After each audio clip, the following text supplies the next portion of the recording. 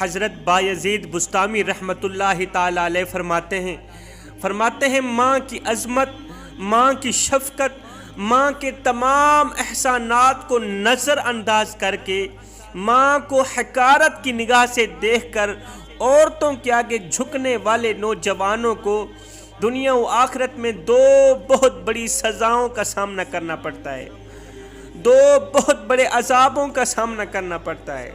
پوچھا گیا حضرت وہ دو بہت بڑی سزائیں ہیں کون کون سی؟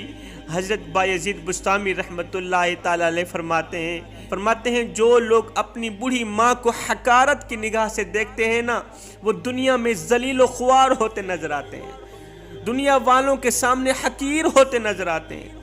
فرماتے ہیں ایسے لوگوں کو قیامت کے دن بہت بڑی شرمندگی کا سامنا کرنا پڑے گا جو لوگ اپنی بوڑھی ماں کو حقارت کی نگاہ سے دیکھتے ہیں۔ دنیا ایسے بدبخت لوگوں کو حقارت کی نگاہ سے اس لیے دیکھتی ہے کہ انہوں نے اپنے ماں باپ کو حقارت کی نگاہ سے دیکھا۔ کسی بستی میں ایک عبادت گزار عورت رہا کرتی تھی، وہ ہر وقت اللہ کی یاد میں مشغول رہتی تھی۔ اللہ پاک نے اسے دنیاوی نعمتوں کے ساتھ ساتھ دین کی نعمت سے بھی خوب نواز رکھا تھا۔ اللہ کی قدرت کی اس کا نیک خدا ترس شوہر فوت ہو گیا، اس کا ایک ہی لڑکا تھا۔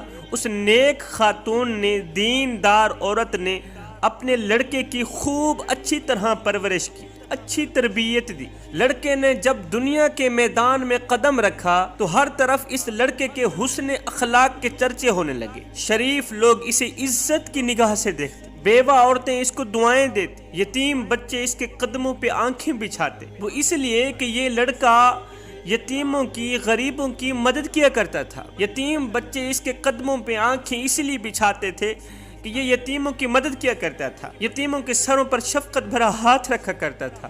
بیوہ عورتیں اس کے لیے دعائیں اس لیے کرتی کہ یہ بیوہ عورتوں کی مدد کیا کرتا تھا، غریبوں سے ہمدردی کرتا، خیرات کرتا۔ الغرض اس بستی میں کوئی ایسا فرد نہ تھا جو اس لڑکے پہ خوش نہ تھا۔ آہستہ آہستہ یہ لڑکا دیہات سے بڑے شہر میں آنے جانے لگا۔ کچھ بے حیائی کا مظاہرہ کرنے والی لڑکیوں پر اس لڑکے کی نظر پڑی، ایک بار پڑی، پھر پڑی، بار بار نظر پڑنے پر آہستہ آہستہ اس نیک لڑکے کی دوستی نیکوں کاروں سے ہٹ کر بدکاروں کی طرف بڑھنے لگی۔ اس کی دوستی نیکوں کاروں سے ہٹ کر بدکاروں سے بڑھنے لگی۔ ہائے پھر کیا تھا، راستہ بھٹک گیا۔ بدکار دوستوں کے مشورے سے اس نے والدہ کی محبت، دیہات کی پرسکون اور پرمسرت زندگی کو خیر آباد کہہ کر شہر کی مسموم فضا میں اپنا ڈیرا ڈال دیا۔ اس ڈیرے میں اب ہر قسم کے اوباش لڑکے جمع ہونے لگے، شرابی لڑکے جمع ہونے لگے۔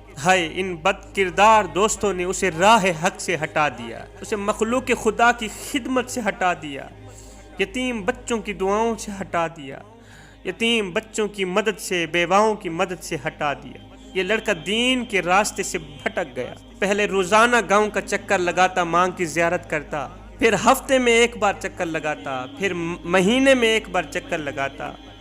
اب 6 ماہ گزر جاتے، یہ گھر کا چکر بھی نہ لگاتے۔ اب اس نیک لڑکے کی ایک بد کردار لڑکی سے دوستی ہو گئی۔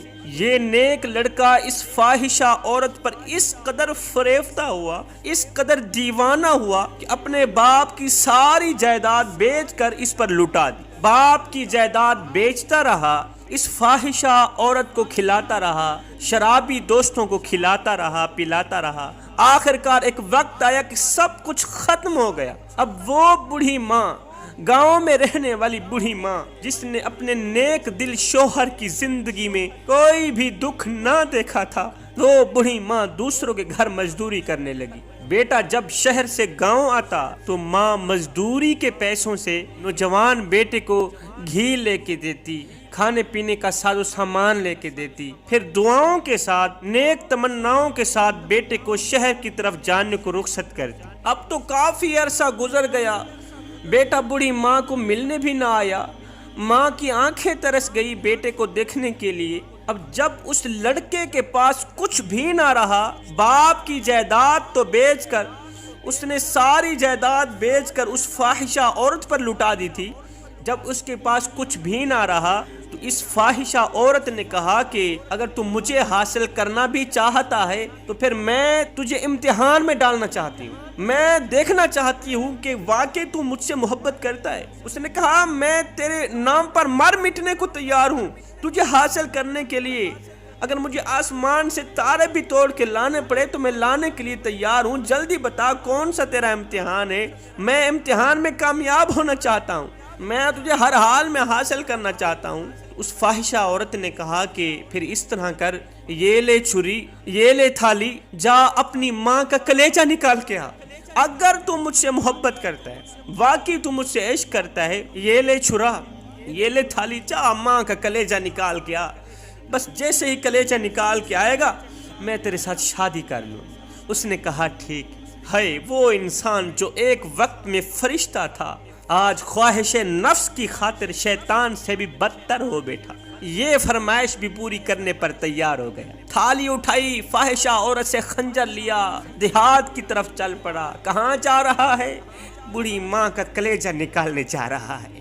وہ ماں جس نے 9 ماہ اپنے پیٹ میں رکھا، 9 ماہ تک دکھ سہتی رہی، درد سہتی رہی، تکلیفیں سہتی رہی، موت کی سی اذیت پا کر اس نے جس بیٹے کو جنم دیا تھا، 2 سال تک جس نے بیٹے کو دودھ پلایا، وہ ماں جو اپنی رگوں سے خون نکالتی رہی، بیٹے کی رگوں میں ڈالتی رہی، اپنے منہ سے نوالا نکالتی رہی، بیٹے کے منہ میں ڈالتی رہی۔ اسے نہیں پتا تھا کہ وہ وقت آئے گا کہ یہی جب جوان ہوگا تو یہ میرا کلیجہ نکالنے پہ تیار ہو جائے گا۔ تھالی اٹھائی، خنجر اٹھایا، دیہات کی طرف چل پڑا۔ عرصہ دراز کے بعد جب یہ بد نصیب بیٹا گھر کے دروازے پر پہنچا، اس نے دستک دی، نابینا ماں دوڑ کر دروازے کی طرف بڑھی، جلدی سے اپنے جگر کے ٹکڑے کو سینے سے لگایا، اپنی آنکھوں کے تارے کو سینے سے لگایا۔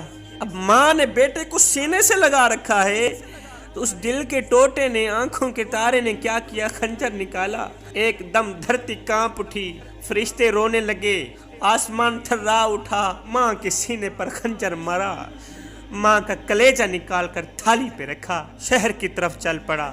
یہ بدکاروں کا بدکار، بدبختوں کا بدبخت نوجوان جب فاحشہ عورت کے گھر پر پہنچا، جب بوڑھی ماں کا کلیجہ اس فاحشہ عورت کے سامنے کیا تو اس فاحشہ عورت نے کہا او بدبخت، تو کہتا ہے کہ میں اس امتحان میں کامیاب ہو چکا ہوں اور نادان تو ناکام ہو گیا ہے، وہ اس لیے کہ جو اپنی ماں کا نہیں، جس نے اپنی ماں کے ساتھ بے وفائی کی ہے وہ میرے ساتھ وفا کیسے کر سکتا ہے؟